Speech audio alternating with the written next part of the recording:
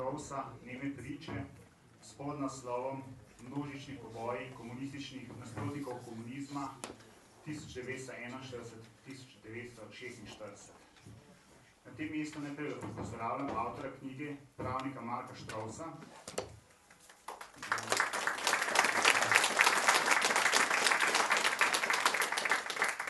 Zgodovinarja dr. Staneta Grando,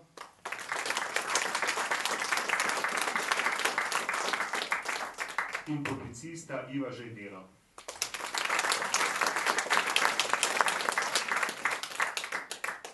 Samo nekaj osnovnih podatkov o avtorju knjige. Gospod Marko Štrovs je bil v času prve Janševe vlade do novembra 2007 direktor na Ministrstvu za delo, nato pa do konca januarja 2008 državni sekretar. V siloviti medijski kampanji je odstopil in prevzel vodenje službe za vojna grobišča, ki je leta 2008, ko je vlado prevzela leva koalicija, prešla v nemilost.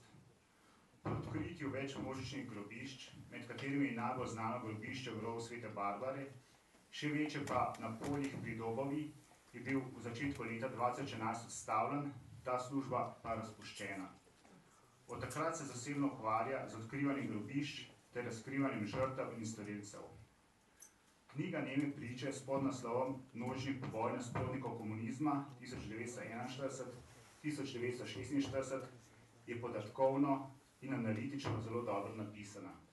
Obsega dobrih 500 strani, številne fotografije, dokumente in risbe. Cena knjige je slabih 30 evrov, danes pa je promocijska cena knjige 25 evrov. Gospod Granda, knjiga Neme priče se ukvarja z najbolj travmatičnim obdobjem slovenske zgodovine. V času tranzicije je šlo že precej knjig, ki odkrivajo in razgaljajo to tragično obdobje slovenske zgodovine, a jasno je, da ostaja mnogo stvari še naprej zamolčanih in neodkritih. V čem je torej pomen te knjige? Torej, uvodoma bi rekel to, da moram avtorju iskreno čestitati, kajti ne gre samo za razmeroma obsežno, ampak gre tudi za zelo temeljito knjigo. Torej, ne gre samo za obsežno, ampak tudi zelo temeljito knjigo in s to knjigo dobivamo nekakšen povzetek dosedanjega vedenja in znanja. Zato seveda se mi zdi knjiga izjemno pomembna, ker gre tudi v zelo podrobne stvari, tudi v razmeroma majhna grobišča, ki seveda so z vsakega tistega, ki ima noter svojca, si seveda prizadet, ampak pri takih delih ponavadi takih manjših stvari ne omenijo. To je prva zadeva. Druga zadeva, ki bi rad opozoril, namreč, da ta knjiga, avtor je zajel problem teh pobojev zelo kompleksno in bi lahko videli v knjigi, mogoče še z majhnimi izboljšavami, alternativno podobo druge svetovne vojne pri nas. To se mi zdi tudi zelo pomembno, ker mi vemo, da imamo zelo enostranske poglede na drugo svetovno vojno, medtem ko tle pa pravzaprav dobivamo še drugo podobo, ki je in za nekatere stvari zlasti s tem protikomunističnim taborom dokaj podrobno razdeljene, kar drugod običajno ne dobite. Tretja zadeva, ki je to, da je pisana zelo strpno. To ni neka maščevalna knjiga, ki bi rada obračunavala, ki bi uporabljala pridevnike, ki se jih običajno ne uporablja. Je zelo realistična, še zlasti, ker je pri takih stvarih, ko je pravzaprav toliko krvi, solz, trpljenja, kot iz te knjige pride, je človek težko ostane nevtralen, te pač potegne in to so težke stvari. Potem, kar mi je zelo všeč, je avtor seveda omenil zelo veliko imen, raznih funkcionarjev in je določen sprehod preko njih kar zanimiv, zlasti jaz sem na primer gledal Novo mesto, kjer sem vrsto teh ljudi, ki so sodelovali pri teh povojnih pobojih še poznal. Z otroki nekateri sem bil sošolc, za kakšnega sem vedel, za kakšnega nisem vedel. Tako da je bilo tudi po tej lokalni plati zelo zanimivo. In ne gre, bi rekel, za eno knjigo v tej seriji, ampak gre za eno knjigo, ki pravzaprav je neke vrste, ne še dokončen, ampak je neke vrste povzetek dosedanjega vedenja in znanja o teh stvarih. Ker sem že pri besedi, bi rad povedal samo še dve stvari. Poglejte, nekaj od tukaj navzočih je prišlo iz predsodišča. In ko sem to knjigo bral, mi je prišla v glavo pred oči ena zanimiva prispodoba. Torej, pred sodiščem se zbiramo zato, ker protestiramo proti obsojencu, za katerega ne znajo dokazati zločina. Tlej imate pa celo knjigo zločinov in to grozljivih zločinov, pa pravzaprav ni nikjer obsojencev. In take, mislim, to je taka podoba slovenskega sodstva, da se človek zgrozi. Je potem še tudi, veste, ker sem pa zgodovinar, moram reči, ravno prej smo se z Ivanom Pucom, mislim, da je pogovarjala. Poglejte, mi vemo za vrsto arhivov, ki so bili še po osamosvojitvi, naprimer Mačkov arhiv. Moj koroški znanc, ali pa, mislim, z njegovim brati in sestro, sem zelo prijatelj, on sam je še fotografiral Mačkov arhiv, ki je bil šel v Mačkovi hiši. Torej, kje je Mačkov arhiv danes, ne vemo, ampak ni tako grozen, da ne vemo, grozen to, da ga noben ne išče. Tega ne razumete. In to ni, ta arhiv ni zginil leta 1975, ta arhiv je zginil po letu 1990. Kje je ta arhiv?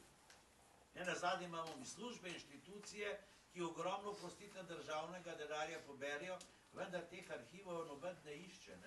In tle gospod Štrovs, tle me je zelo presenetil, to sem še prej zvečer opazil, on zna tudi zelo lepo risati. Veste, in je zelo me pretresel z nekaterimi risbami, se rekel, ima risbe, grozljive risbe, pobojev, pa tako naprej. Ampak, veste, se človek tudi vpraša, kje so pa fotografije? Vse ti reveži, ki so pobijali, za mene so seveda bili reveži, ker so bili zlorabljeni, to so bili grozljivi ljudje, seveda nekaj sem jih tudi še poznal. Ko so se ga malo napili, ko so prvi denar imeli, se smo vsi rekli, no, mi zdaj imajo partizansko bolezen, to je bil pojem, biti pijan, potem pa celo družino pregoniti, dobesedno, da so skozi okna ven skakali. Torej, vem, da so se radi fotografirali.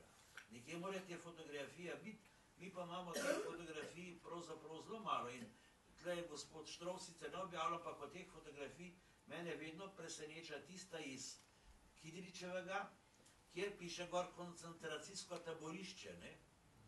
Lepo, kdo pogleda, vidi, slika je, to je pač Ribičičevo delo, tam gor je koncentracijsko taborišče.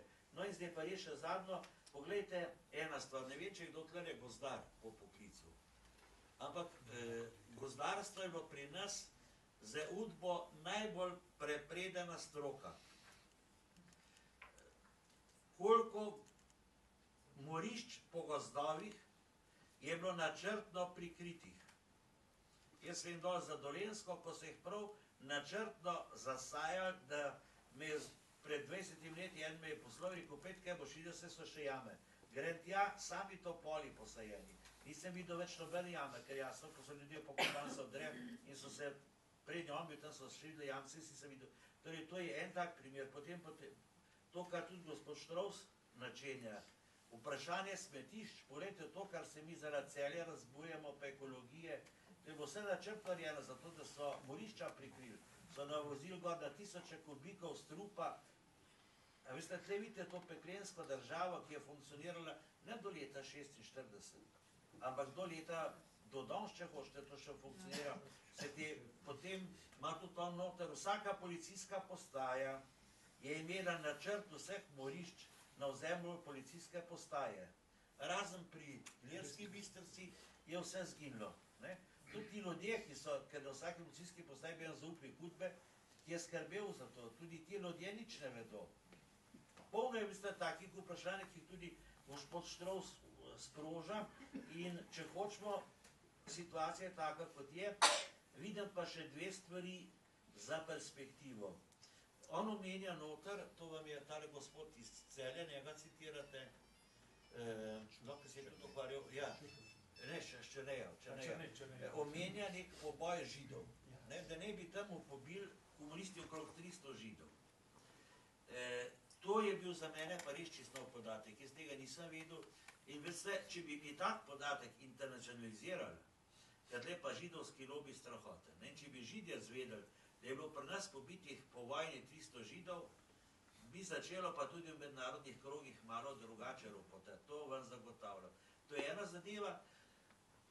Druga zadeva je pa ta, ki sem jo pri 14 dnevi slišal, da je pa pri Crnem grobu, pri Škofji Loki, še danes neodkrit, neidentificiran grob, kjer ne je bilo pobitih okrog 200 otrok. To, ne vem, to verjetno vi poznate, meni so Škofjeločani že o tem pripovedovali, jaz sem mislil, da je to fantazija, ampak ni fantazija, očitno ni, ker je ta človek spet omenil, namreč človeštvo je pa zelo občutljivo za otroške grobove. Tako veste, da čeprav je gospod Štrovsle opravljeno veliko delo, eno veliko revizijo opravljenega dela, ostaja še naprej, žal, še veliko dela. Hvala. Hvala.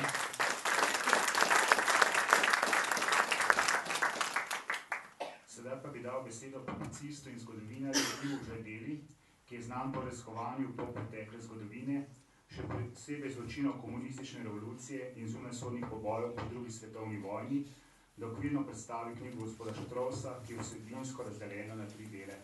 Beseda je vaša.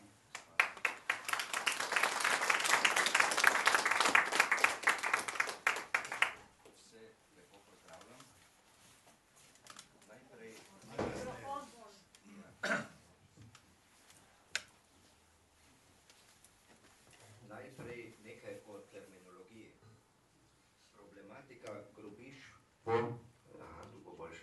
Problematika grobišč povojnih pomorov se tiče demokratizacije Slovenije in torej leta 1990, ne pa osamosvojitve Slovenije leta 1991.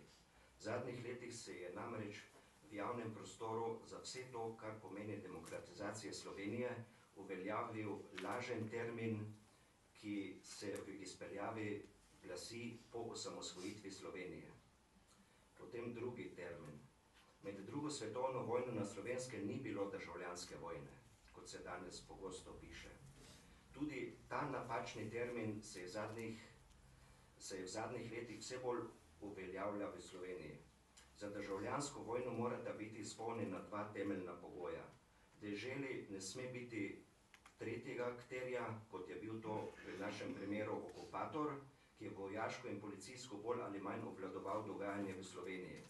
Za državljansko vojno sta potrebna 2 enakovredna vojaška akterja. V Sloveniji je ena stran, komunisti s svojimi vojaškimi organizacijami, ves čas napadala in uničevala drugo stran. V prvi fazi predstavnike demokratičnih strank, cerkve, ugledne civiliste, drugi pa razmeroma šibke enote protirevolucije v obliki vaških straž in nazadnje domobrancev, ki so imeli zvezane roke zaradi prisotnosti in zahtev prej omenjenega tretjega akterja, to je bil okupator. Ena stran je uničevala drugo, druga se je le branila, večinoma šibko, le tu in tam uspešno. S problematiko povojnih pomorov in posledično prikritih grobišč se srečujem in občasno ukvarjam 30 let. Sredi 80-ih let, še v trdem komunističnem režimu, sem se prvič srečal z njo. Takrat sem živel v Ljutomeru. Bil sem zelo razočaran in posledično jezen, ker mi profesori, študiral sem zgodovino, niso prav nič povedali po vojnih pomorih, prav tako ne o legitimnem uporu proti nasilju revolucije, le o pozitivcih v NOB na eni strani in o negativcih oziroma kolaborantih na drugi. Ko pa sem takoj po študiju prvič zasledil drobni podatek, najprej le sintagmo o pogojih domobrancev v Kočevskem Rogu, sem bil z njo dobesedno v trenutku zaznamovan. Poslej sem iskal kakršnekoli podatke o pogojih. Sprva v svojem okolju, v Prlekiji, nisem mogel o tem od nikogar nič izvedeti. Minili so meseci, ko sem po drobcih dobival prve zelo skope podatke. Najprej zaradi bližine, o tem, da so po vojni pobijali ujetnike tudi v Lezenskem gozdu pri Mariboru. Trajalo je kakšno leto, ko mi je nek daljni sorodnik, ki je delal v Avstriji, povedal, da mi lahko priskrbi knjigo, kjer so pričevanja o povojnih pobojih. Prinesel mi je znamenito knjižico V rogu ležimo pobiti. Kmalu pa sem dobil v branje tudi drugo knjižico Teharje so tlakovane z našo krvjo. Moja reakcija po branju teh knjižic je bila naslednja. Verjetno je večina dogajanj, ki so opisana, resnična, vendar so opisi čustveno pretirani. Čez leta, ko sem v povojnih pomorih vedel že precej, seveda nisem več menil, da je v tistih dveh knjižicah kaj pretirano. Celo nasprotno, grozot, ki jih opisujeta, se nikoli ne da dovolj dobro ubesediti. Od takrat je minilo 30 let. Predvsem v zadnjih 25 letih, torej po demokratizaciji Slovenije leta 90, je bilo objavljenih veliko člankov o povojnih pomorih in tudi knjig o tej temi je bilo objavljenih že veliko. Na primer, grobišče v rudniku Huda jama je bilo res fizično odkrito 3. marca 2009. Toda to grobišče se v publicistiki v slovenski politični migraciji omenjalo. Logično je namreč, da tako velikega pokola ljudi, kot so ga partizani storili v tem rudniku, ni bilo mogoče dokončno prikriti. Domačini na območju Hude jame so za pokol v rudniku vedeli. Leta 1990 se nas je zato zbrala majhna skupina ljudi, ki jo je zbral režiser Filip Robert Dorin, ki je takrat snemal dokumentarni film o povojnih pobojih in grobiščih in s posredovanjem takratnega predsednika občine Laško, ki je bil iz Demosovih vrst, nam je rudnik Laško omogočil vhod v rudnik. Toda prišli smo samo do prve zidane pregrade. Nekaj časa je še bilo upanje, da bi jo lahko prebili, vendar je potem vse zamrlo. Šele 19 let kasneje je vladni komisiji z velikimi napori uspel preboj, toda ne skozi en zid, ampak skozi kar 11 pregrad. Grobišče v rudniku Huda jama je tako edinstveno v svetovnem merilu, da bi si zaslužilo dober film. Posnel bi ga lahko le režiser svetovnega formata, saj bi bil tak film, če bi želeli, da bi bil dober, tudi zelo drag. Toda Slovenci nismo v Hudi jami dobili niti navadnega, v narekovajih, televizijskega dokumentarca, kar je dovolj zgovorno. Prav tako se je srečanje z grozotami v Hudi jami ustavilo raziskovanje grobišč po Sloveniji. Z nekaj sondiranji je vladna komisija sicer še nadaljevala, toda to so bila le sondiranja, ki so lahko informacijo o grobiščih potrdila ali vsaj začasno ovrgla. Zdaj pa že nekaj let niti tega ni več. Del najdenih posmrtnih ostankov v Hudi jami je že 5 let formalno nepokopan. Toda najpomembnejše je, da smo do umorjenih ljudi v rudniku prišli. Z njihovo tudi fizično najdbo je ta strahoviti komunistični zločin tudi odkrit. Seveda je v Sloveniji veliko stvari narobe. Smo nedorasel in nedostojen narod, ki se lahko sramuje marsičesa. Knjiga Marka Štrovsa je še ena pomembna knjiga o veliki temi naše nedavne zgodovine in tudi ta nam na zelo jasen način govori, kako nedostojen narod smo.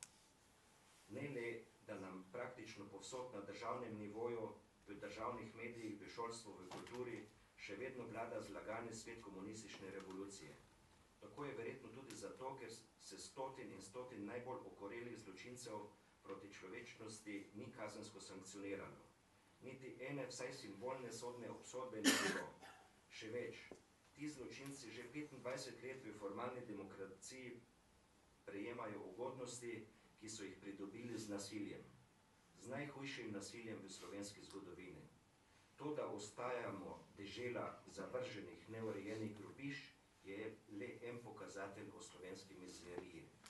Pred nami je torej nova knjiga o povojnih pomorih in grobiščih z naslovom Neme priče. Avtor Marko Štrovs je pravnik in je bil pred leti zaposlen na Ministrstvu za delo. Leta 2008 je na ministrstvu prevzel vodenje službe za vojna grobišča. Zaradi načina sondiranj grobišč, ki nekaterim ni bil po volji, so ga leta 2011 odstavili, službo pa razpustili. Po tem dogodku je napisal to zajetno 500 strani obsežno knjigo z naslovom Neme priče in pod naslovom Množični poboji nasprotnikov komunizma 1946. V prvem delu je prikazal mednarodno pravo o pravicah vojakov, ujetnikov in o sankcijah za kršitelje ter urejevanje komunistične revolucije ter odkrivanje in urejanje grobišč po demokratizaciji Slovenije leta 90. Na koncu prvega dela pa je prikazal že odkrita grobišča, ovire pri urejanju grobišč in ureditev grobišč. V drugem delu knjige je po različni literaturi povzel dogajanje med drugo svetovno vojno na Slovenskem. Najbolj dragocen, po mojem mnenju, je tretji del knjige, v katerem je podrobno opisal povojne pomore, grobišča, vojaške enote, ki so poboje izvajale in odgovorne za poboje. Še posebej prvi in tretji del knjige sta dragocena, saj avtor zdaj že kar bogati literaturi o zločinih komunizma na Slovenskem dodal še eno knjigo. Z opisi zdaj znanih po demokratizaciji pa prikriti, do demokratizacije pa prikritih grobišč. Zato bo ta knjiga poslej služila tudi kot neke vrste priročnik s podatki o žrtvah, grobiščih in odgovornih za zločine proti človečnosti.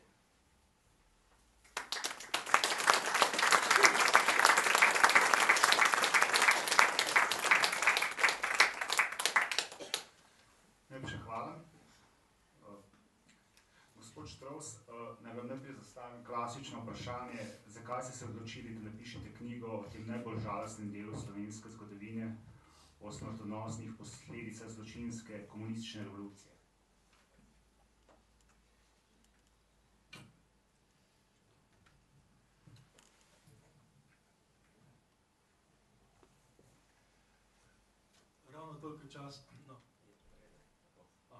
Ravno toliko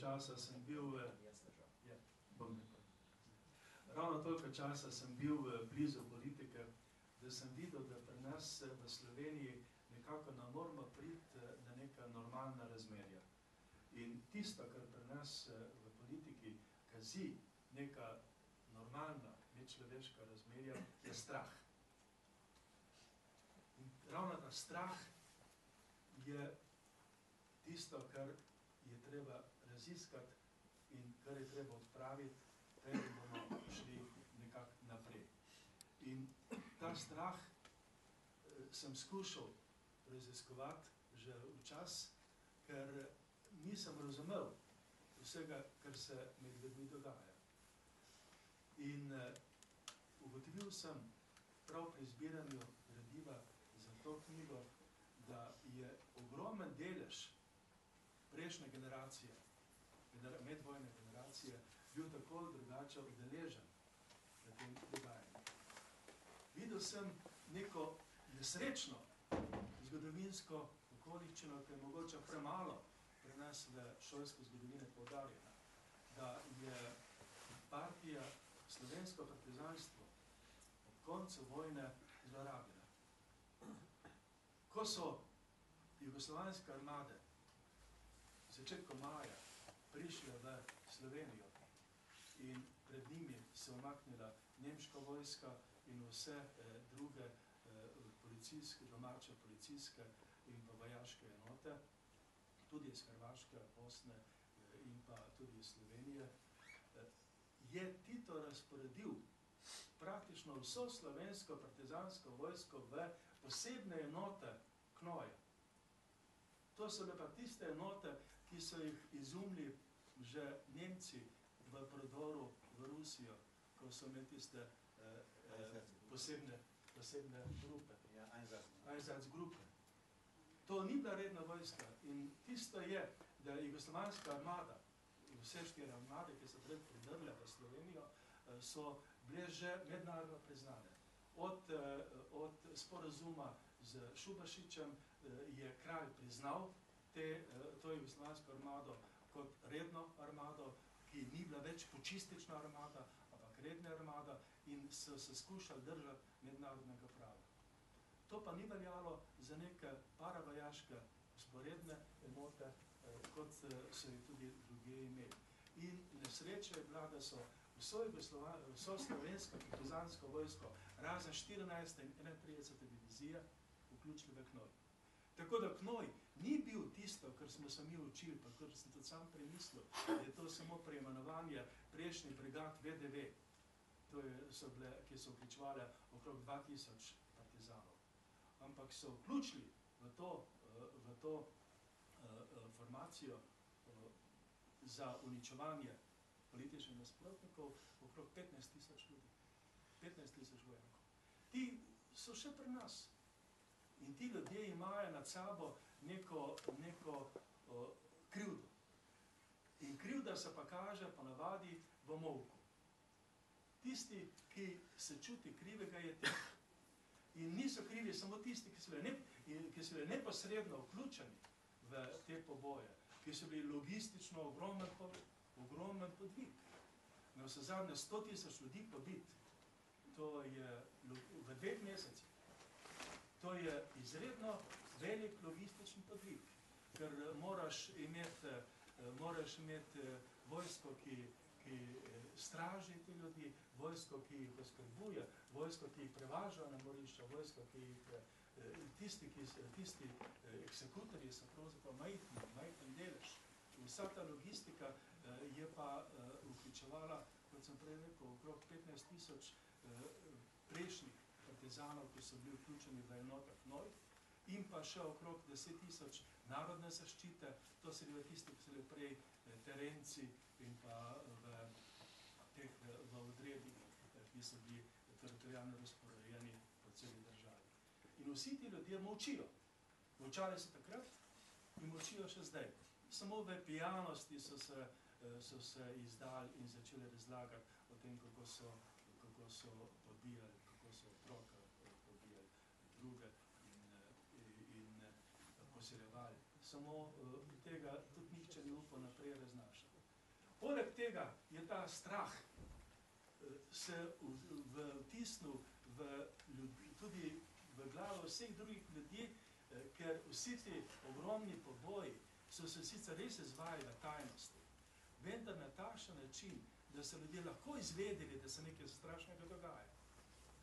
Ker to je pa že Stalin izumil, takoj ko je prevzel oblast, da država, takšna kot je, diktatura, ima lahko trdne državljane, če se bojijo, in to bojijo se pa najbolj, če izgine do 5% njihovih sosedov, če jih vzame noče megla. In ti ljudje, ki so vedeli za te poboje in so molčali tudi svojim otrokom, jaz od staršev nisem nič zvedel o teh pobojih, pa so dobro vedeli, kje so bili. Vse to je dalo nek občutek neke kolektivne krivde. Ker tudi tisti, ki so vedeli za te poboje, vendar so molčali, so se čutili krive in jih je bilo malo sram. Tisti, ki ga je pa nekoliko sram, je pa še bolj tiho po tem, česar se sramuje. In zaradi tega je ta zid molka ves čas obstaja. In tudi po letu 90 ni bilo neke organizirane akcije, da bi se ta prikrita gnojna rana slovenskega naroda razčistila. Država je to samo tolerirala. In dejansko so takoj po letu 90, in to se zahvaljujem gospodu Žajdeli, ki je prvi javno pisal po grobiščih. Bravo, Žajdela, bravo!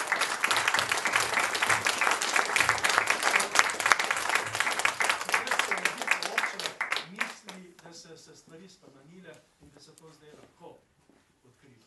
In zato so se v številnih občinah postavili občinski odbori, kjer se nekaj ljudi, ki so imeli dosti poguma in dosti redovednosti in dosti trdnosti, so se odločili za to, da bodo raziskali prikrita grobišča na svojem območju. In kjer so te občinske komisije dobro delale, recimo v Šupljem, dobra komisija, v Celju je imenitna komisija, drugje, recimo na Koroškem pa ne.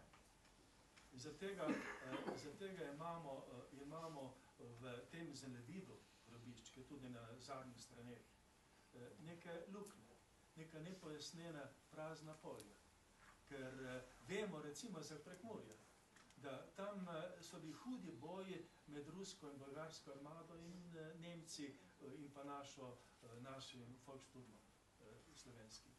Vendar tam je samo grobišče za 521 ruskih vojakov, pa za 200 bolgarskih, pa niti enega groba za Nemce. Vendar sigurno je tudi dopadel.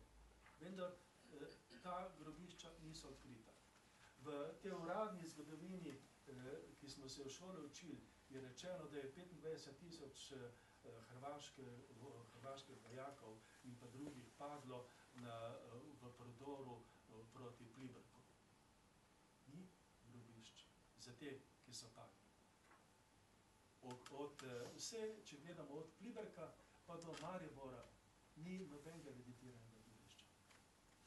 Vendar tam sigurno so številna grobišča, vendar ker ni bilo te kapelarne, državljanske iniciative, ki bi skozi občinska komisija za prikrita grobišča to raziskala in našla, je tam še vedno prazna misel. Tako da te stvari so vse urejale, vendar stihijsko.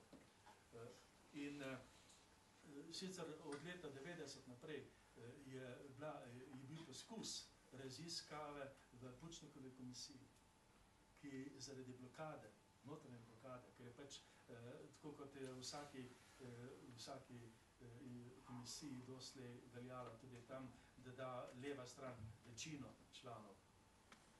Zato niso mogli priti do nekih končnih rezultatov, ampak so napravili samo koristno delo, da so zaslišali predvsej ljudi, ki bi drugače molčali. Tam se pa le niso upali molčati in so marsikaj povedali.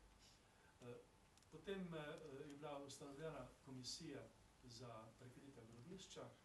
Ustanovljena je bila ob tisti slovesni maši, kjer je marsikdo od nas bil leta 90 na Kočevskem. Po tistem je bila ustanovljena komisija, ki pa se je pravzaprav izognila nekemu konkretnemu iskanju grobišč in so iskali bolj neke spomenišče, neke simbolne podobe. In zato so pač napravili velik spomenik in spominski park v Teharjah, ki je pravzaprav takšen, kot da bi bil postavljen na čast Marsovca. Živ krstno mora ugotoviti, zakaj je tista velika betonska gmota tam postavljena. Niti en napis ne kaže, da je bilo tam koncentracijsko taborišče, uničevalno taborišče, odkjer so vodili tisoče ljudi v smrt. Še več, ta spominski park je zasul še tisto, kar je ostalo od originalnega taborišča. Ker pred začetkom gradnje so bili tam še vidni temeljni barak, potem so vse to zasuli. Na drugi strani tiste žive meje, tam je 10 metrov navoženega materijala iz cinkarne, spodaj je pa grobišče, o katerem še preživele priče iz Teharij vedo povedati. Potem na Kočevskem rogu je bila pač postavljena kapeljica, ki je bila deležna precej kritik, ker nima tiste običajne podobe kapeljice, katoliške, kakršno obstaja. Vendar dobro to še je. Samo dobro se pa zamisliti na drugo zadevo. Tam zraven je brezno. V tistem breznu je najmanj 3000 žrtev. Tiste 3000 žrtev bi vsak kmet, ki ima traktor pa vitev, pa nekaj ljudi, spravil ven. Za malo sredstva. Vendar vsi objokujemo tisto brezno, nihče pa ne da komande, da bi vendarle ljudi, ki so tam bili pobiti in zmetani v brezno, dvignil ven in spodobno tako. Tudi druga brezna so ravno tako še vedno ostala takšna, kot so jih morilci pustili takrat, oziroma kot so jih malo pred letom 90 še dodatno zamenirali. Ker tudi ta brezna v Kočevskem so bila, vse meni govoril, gozdar Prelesnik, Ja, spomnim. ja, da je Brezno na Cestni Gorici bilo takrat čisto drugačno, kot je zdaj, da to je bilo to pač tako srednja majhna odprtina in notri se vse goste je videlo. Potem so pa zgleda malo pred letom 91 tisti, ki so leta še gospodarili na Kočevskem, krožno zamenirali ustje Brezna, tako da so stotine kubikov kamenja se zrušile v Breznu in da so sule. In je zdaj situacija popolnoma drugačna, kot je bila. Tako da sam sem imel pač to priložnost, da sem nekaj let vodil službo za vojna grobišča na Ministrstvu za delo. Lahko odkrito rečem, da je bila to mučna služba. Mučna. Kot pes na ketni sem bil. Ker človek ve, kaj bi bilo treba napraviti. Ve, da bi bilo treba narediti. Vendar ne sme. Ne sme. Tukaj čiči in tiho. In tako da smo pravzaprav hudo jamo odkrili bolj po sreči. Ker tudi, kjer smo smeli napraviti nekaj sondiranja, nekaj izkope za iskanje grobišč, je vedno stal zraven policaj in pazil, da ne bi skopal luknje, ki je večja od kvadratnega metra. Zaradi tega, ker niso marali prizorov večjih odkritih grobišč. Samo rečeno je, da lahko je kvadrat, meter na meter, ali pa 2 metra dolgo, pa pol metra široko, kot mali bager, žlice za jame. In samo do prve kosti. Potem je treba nehati in zasuti nazaj. Samo da se potrdi grobišče. In katastrofa, prava katastrofa za vse te varuhe konspiracije po vojni poboju je bila huda jama, zaradi tega, ker v hudi jami so pa storilci. To je bil pooblaščenec Ozne v letu v maju 45, je bil potem v letu od 49 do 51 direktor. To je Konrad Konči. Ta je bil direktor rudnika Laško, ki je vsega tudi huda jamo od leta 49 do 51 in je to grobišče nepropustno zaprl z 100-metrskim zamaškom. In zaradi tega so trupla zato stala takšna, kot so jih pustili.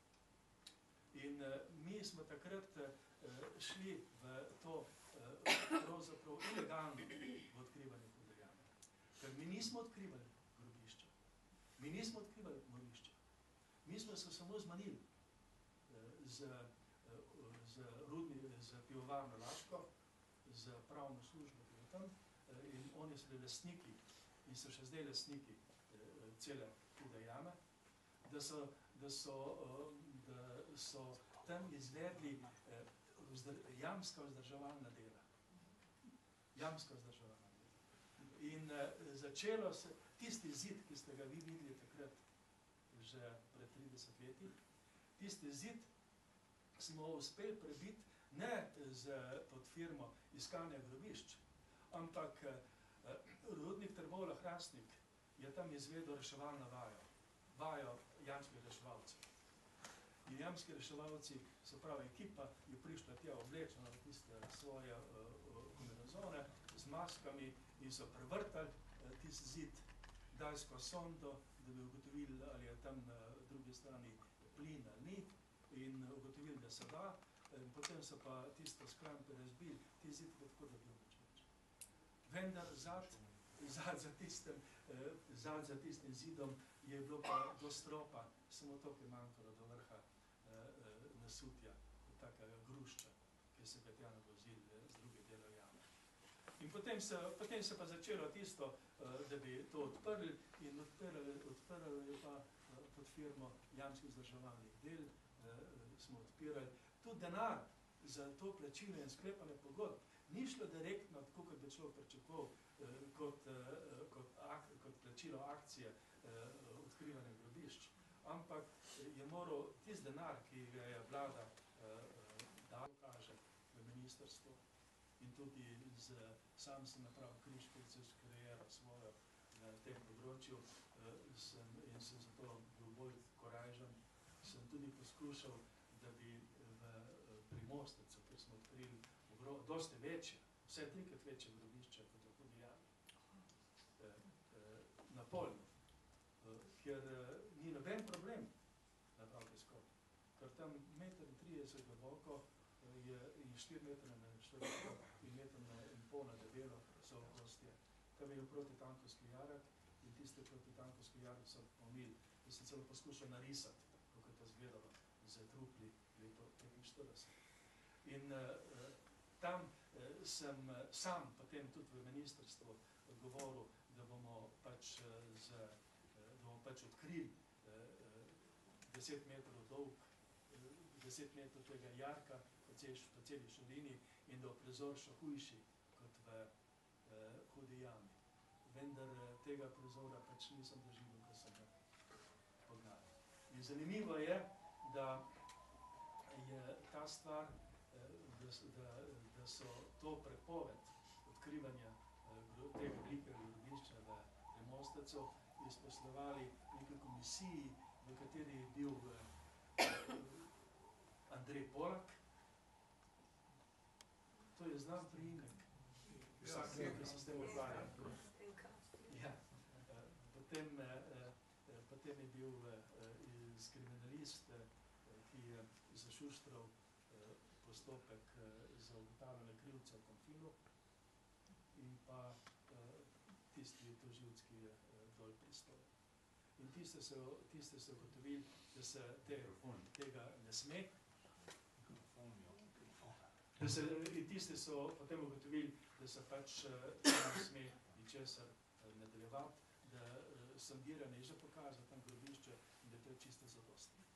In da zdaj treba to grobišče pustiti primeru do nadaljnega, ker so formulacije bila takšna, da gre za kraj vojnega zločina, ki je nezastarljiv, zaradi tega, da tudi v primeru, tudi v situaciji, ko tožilstvo presodi, da še ni oportuno začeti z neko resno preiskavo, ne sme nihče drug posegati v to grobišče, ker se bodo mogoče čez nekaj let spomnili, da bi to preiskavo uvedli. Nič. In s tem je stvar zaprta.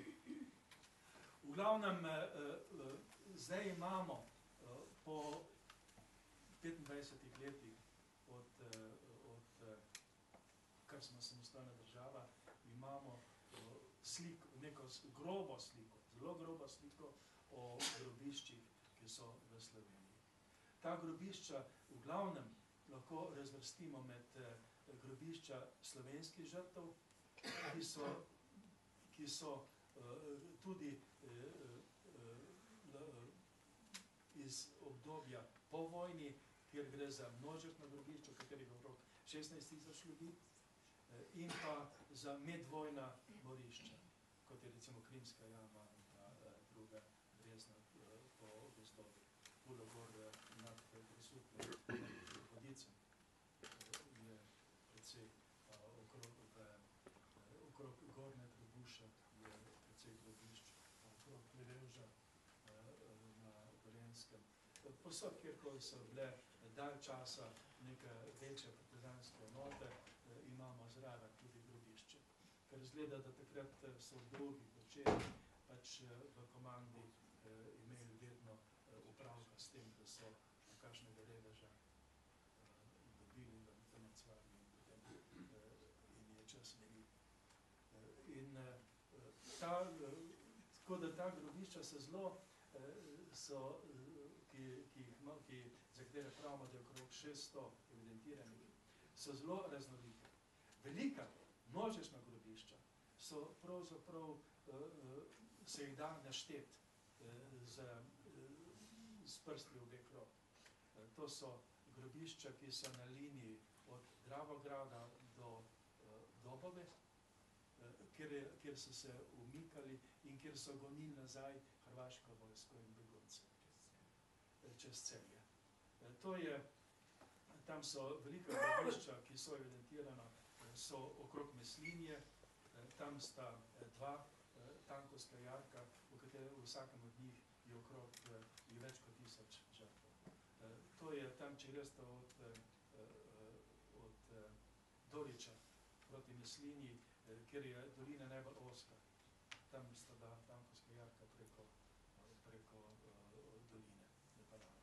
Pri Slovenj Gradcu sta dve zelo veliki grobišči.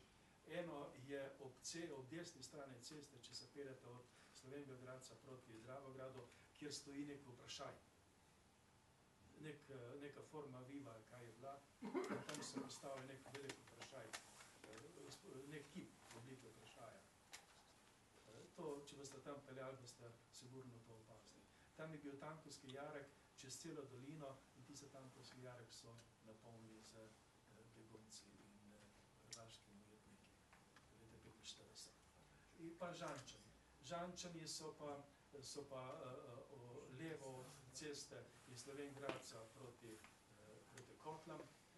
Tam v pobočju je bil nek kolovoz, usekan v tla in tam so pobili do okrog 3000 ljudi. Večinoma Hrvate, ki so jih pripeljali iz Avstrije, ki po ukazu, ki so jih Angleži izročili jugoslovanski vojski, vendar so v Slovenj Gradcu Knojec odločili, da jih ne bodo gnali naprej v Teharja, ampak da bodo pobili tam. Tako da so tam pomorili pri Žančanih okrog 3000 večinoma Hrvatov in še okrog 80 domačih. Potem je ta linija šla dol do Celja. Pri Doriču so se pa razcepili, da so gnali nekaj preko Vitanja, pa Vojnika in na Teharja, druga so gnali pa skozi Hudo lukno in tam pred Velenjem Rožine vlak in peljali do Celja. Ker vlak od Meslinje do Hudo lukne ni vozil, ker so most pri Doriču porušili. Tako da v Celju, na cestnem območju, je pa ogromno področje grobišč. Ne gre samo za Teharje, ampak gre tudi za morišča, kjer so pobijali begunce, že ko so se umikali proti avstrijski meji.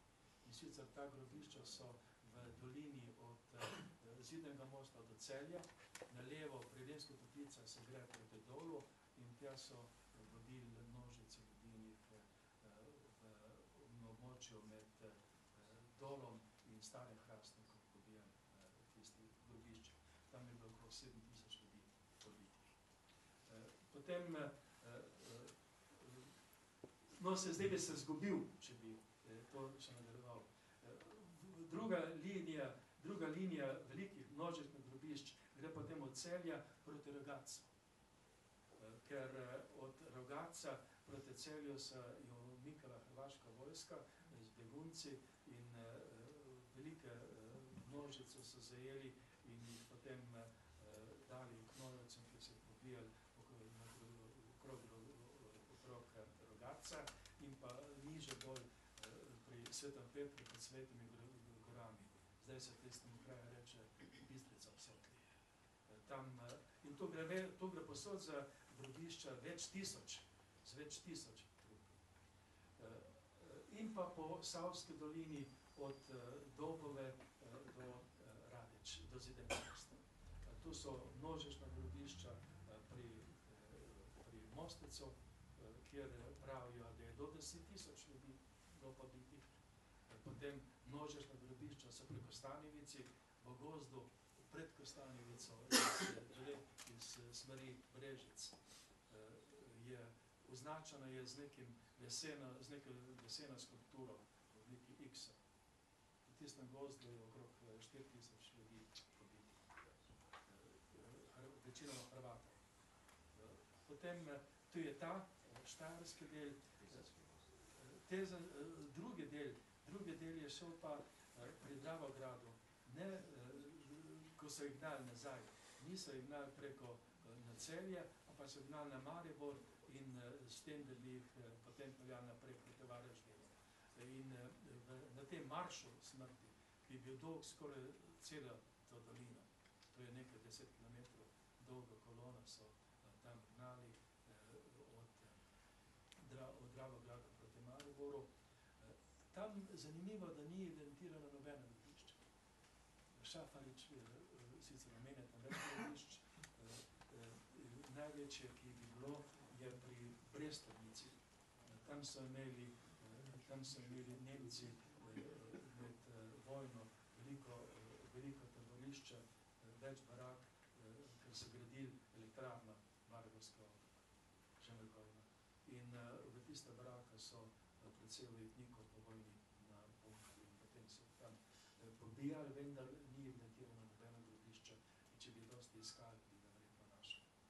In pa pri Mariboru je pa največje grobišče v Tankovskem jarku, ki je tekel od stare strube do Drave, preko sedanjega pokopališča na Dobravi in preko gozda do obvoznice, vzhodno obvoznica Mariborske in potem preko obvoznice preko Pohorju. To je bil nekaj kilometrov dolg Tankovski jarek. Sondiran je bilo 900 metrov tega jarka in v 900 metrov tega jarka so bili posebej potrjeni človeški ostanki. Tako da in tam se je dogodila še ena katastrofa za te, ki skušajo grobišča prekriti, da ko so kopali traso za vzhodno Mariborsko obvoznico, so presekali ta Tankovski jarek s trupli in dobrih 70 metrih Tankovskega jarka, ki ga je ta trasa avtoceste presekala, so našli 1179 trupli. 1179 trupli. Ta trupla so morali izkopati zaradi ker je pač gradnja. In tam pa moram, kakorkoli že Zidar tak ali drugačen, mu dati priznanje, ker je za te posmrtne ostanke poskrbel. SCT je s svojim denarjem zgradil spomenik, kostnico za te posmrtne ostanke, za te 1179 hrvaških ljudi. In ta v obliki piramide, ki stoji pred pokopališčem na Dobravi v Mariboru. To je vzorno, lepo napravljeno. Potem ima ta stvar še nadaljevanje, potem je pa SCT poslal račun Mariborske občini pa Ministrstvo za delo za dobrih 300 000. Mislim, da mark. No, zdaj, da se računava samo v evre. Pač teda je druga valuta bila. Sveda ni nič dobil, da je tu ne tam, dokler ni peljal skozi vse instance sodišč in na koncu je nek pamet sodnik le ugotovil, da je za pokop teh posmrtnih ostankov žrtev povojnih pobojev odgovorna država, ne po notranjem pravu, pa po Haški konvenciji.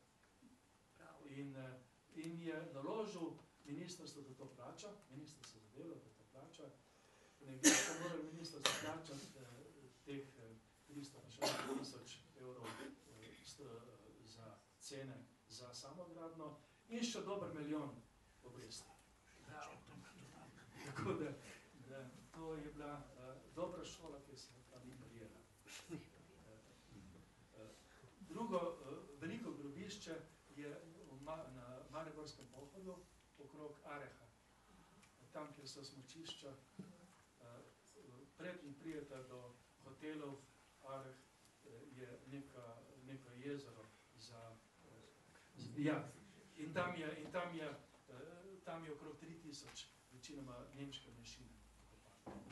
Najbolj tako na Štajerskem, najbolj grobišče, ki ga bi bilo najbolj nujno prekopati, je pa Košnici. To je pri Celju. Tam je okrog 600 celjskih meščanov bilo pobitih in zakopani so 2 groba, ki smo jih našli leta 2010, potrdili z skopom, ki pa 60 so pokopani. In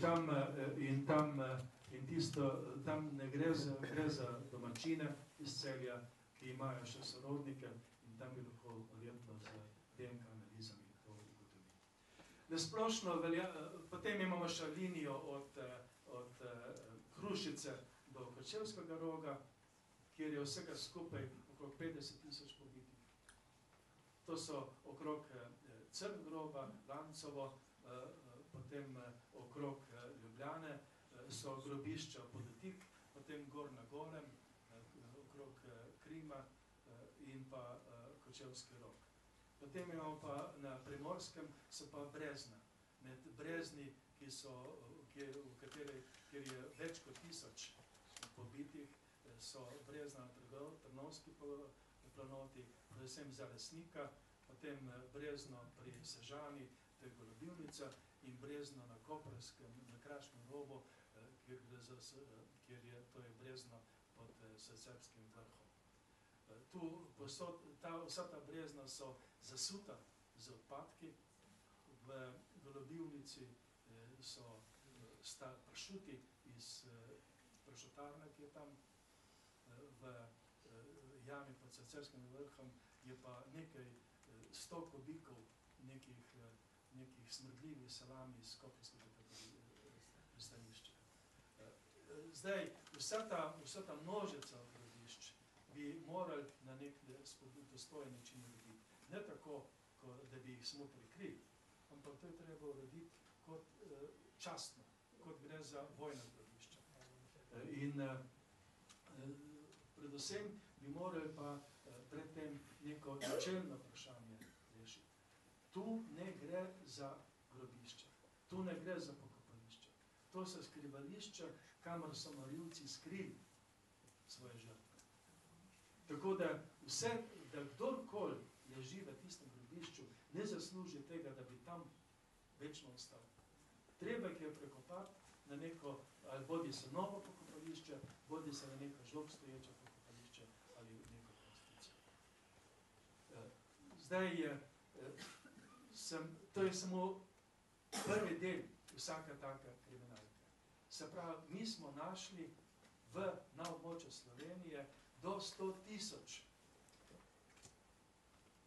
posmrtnih ostankov pobitih žrtev. To je ogromen zločin. In naslednji korak, ki ga treba napraviti kot vsaki kriminalki, je, da se ugotovi, kdo so te žrtve in kdo je odgovoren za druge smrti. Zato v nadaljevanju večja del knjige je posvečena ravno temu, da se najprej opiše to vojno na Slovenskem, ki je bila čisto drugačna, kot se nas v šoli učili. Šlo je za revolucijo, pri revoluciji gre pa za neko izvedbo tega Malthusovega principa, malthusijanskega, ki ga tudi Marx prevzel. Se pravi, da marksizem temelji predvsem na prerasporeditvi že obstoječih dobrin, ne ustvarjanja novih. Preraspodiš pa obstoječo dobrine najboljše tako, če fizično likvidiraš tiste, ki jih imajo. In se to presvojiš. Po domače se temu reče rob. In umor. In samo, če to se dela na individualni ravni, je to vsem razumljivo. Če se pa to dela kot sistem, kot državni sistem, se pa temu reče revolucija, pa kot tako drugače. Pa genocid. Na koncu sem pač opisoval, kdo so tisti, ki so te zločine povzročali, in pa čisto na koncu tudi, kdo je odgovoren za vse to, kar se dogaja. Pri tej odgovornosti ne moramo mimo tega, kar so že raziskali v na primeru nacistične Nemčije.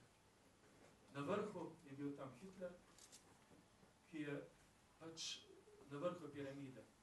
Vendar to, da je on bil na vrhu piramide in da ne moremo reči, da se ne bi nič zgodilo tistih na nižjih klinih te piramide odločevalcev. Tudi vse tiste, ki so vodili neke enote knoja, vse pooblaščence OZNE, vse tiste, ki so vodili narodno zaščito na področju, kjer so se dogajali te zločini, ta Titova odgovornost ne more rešiti osebno odgovornost. Pri tem tudi ni treba dokazovati, vsak smo posebej, da je bil fizično prisoten pri kakšnem poboju, pa pri kakšni likvidaciji. To je sedanje, to je mednarodna vojna prava, je to vprašanje že zdavnaj rešilo z poveljniško odgovornostjo.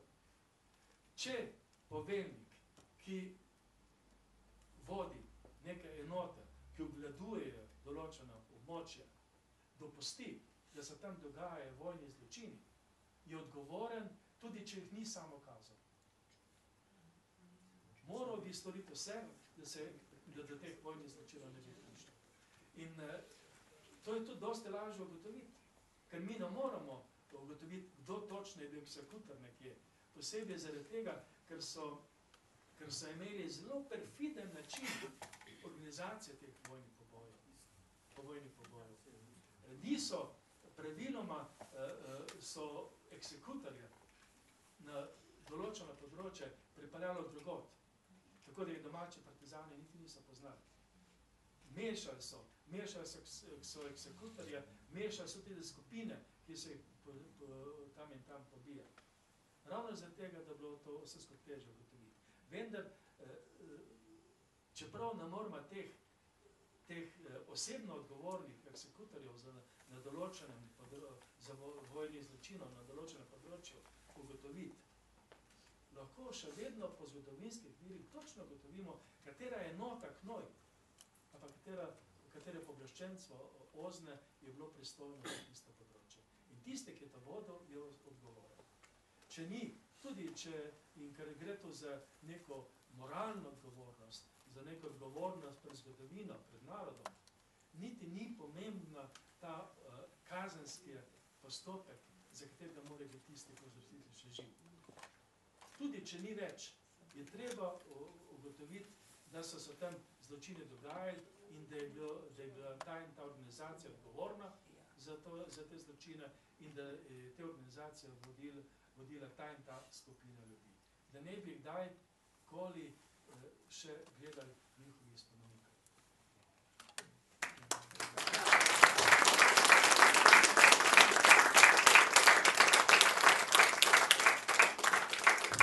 Najlepša hvala. Sedaj pa še eno vprašanje za vse tri za konec. Zanima me, kdaj bo vprašanje dolga desetletja prikritih množičnih morišč oziroma grobišč ustrezno rešeno. Bo to rešil predlog zakona o dostojnem pokopu ali pa je to bolj pesek oči, da se zadeve dokončno prikrijejo in pospravijo pod preprogo. Bo k temu morda kaj prispeval spomenik žrtvam vseh vojn, ki naj bi ga postavili med Kongresnim trgom in Knafljevim prehodom v Ljubljani. Gospod Štrovs, mogoče za začetek, na kratko. No, spomenik, ki ga obljubljajo postaviti za kazino v Ljubljani. Katastrofa. Je katastrofa. Ne vem, rečeno je, da bo na tem spomeniku, na tem velikem nastvoru napis življenje eno nam vse posvečeno in eno življenje in ena smrt. Župančičev vers. Dobro, ta vers je tak in tak. Recimo, čisto v redu. Župančič že ne več, ker Župančič je tisti, ki je celo vojno lepo popival v Ljubljani, potem je pa maja 45 pa strašna svinarija govoril, pa pisal v poročevalcu. In pa tretja stvar, ki je še bolj pomembna, pa ta. Čisto iste napis je na grobnici narodnih herojev, ki je pri parlamentu, 200 metrov stran. Čisto iste napis. Kardeljo in Konsortas. Tako da ta spomenik je popolnoma odveč. Če bi že morali Ljubljani kaj zgraditi, bi morali na gradu, tam, kjer je bilo domobransko pokopališče. To je na Orlovem vrhu, nad Prulami. Tam bi morali postaviti neko kostnico za ta del Slovenije. Ker zdaj so vse kostnice na Štajerskem, pa v Škofji Loki in še ena. V tem zakonu pa mislim, da je škoda besed. Ta zakon, ki ga zdaj obljubljajo, je pravzaprav tako kot kakšna Cerarjeva komisija. Tako da to mislim, da itak se ne bodo zmenili, da bi ta zakon sprejeli, ker sploh ni vprašanje v tem, ali zakon tako ali drugačen, ampak zakon treba izvesti. To je še prej, jaz sem postavil knjigo imel, da tudi ta sveti zakon ne velja, če je mož in potem. To je pred 200 let stara knjiga o crkvenega kanonskem pravu. In tu je, pri tem področju je pa tako, da ni stvar zakon, tudi obstoječe zakon je dosti boljši, ker če drugega ne, obstoječe zakon iz leta 2003 uvršča žrtve povojnih pobojev in pa tiste, ki so jih partizani pobili, oziroma komunisti, med vojne, med vojaške osebe. Tu so vojaško grobišča, vojna grobišča. Zdaj bi bilo pa kar nekaj brez subjekta. Ker nekjer v celem tem tekstu zakona, ki je že v razpravi, ni omenjeno, na koga se nanaša. Strašno so pazili, da nekjer ne bi povedali, koga ne bi prekopali. Nič. A so to jedrsko odpadki, ali so to... Nič ne piše. Ne moramo gotoviti, na koga se to nanaša. Gre pa pri grobišču predvsem za čast. Posebej zdaj, 70 let po pomoru, gre tako kot pri vseh vojnih grobiščih za čast tiste, ki so tam padli. In zaradi tega je treba poudariti predvsem obrede, ki bi bili pri tem pokopu urejeni, in pa treba je tudi nekaj napraviti za to, da bi se lahko identificirali kot posmrtni stanje. Nek dodaten zakon, ki je slabši od že obstoječega in ki bi veljal usporedno z že obstoječim, ker je to pravno nevzdržno, je pa popolnoma odveč. Najlepša hvala.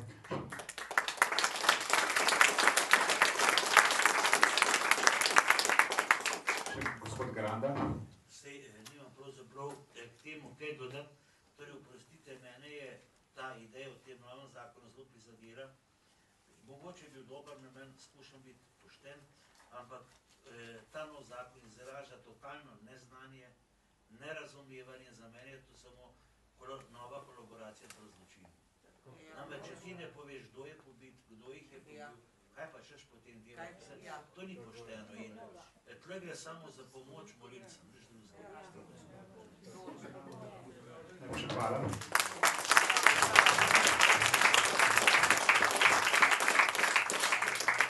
Morda še kakšno vprašanje? Najlepša hvala. Torej, se vsem zahvaljujem za udeležbo na tej tiskovni konferenci. Lepo se zahvaljujem avtorju, gospodu Marku Štrovsu, Ivo Žegeli in Stanetu Grandi.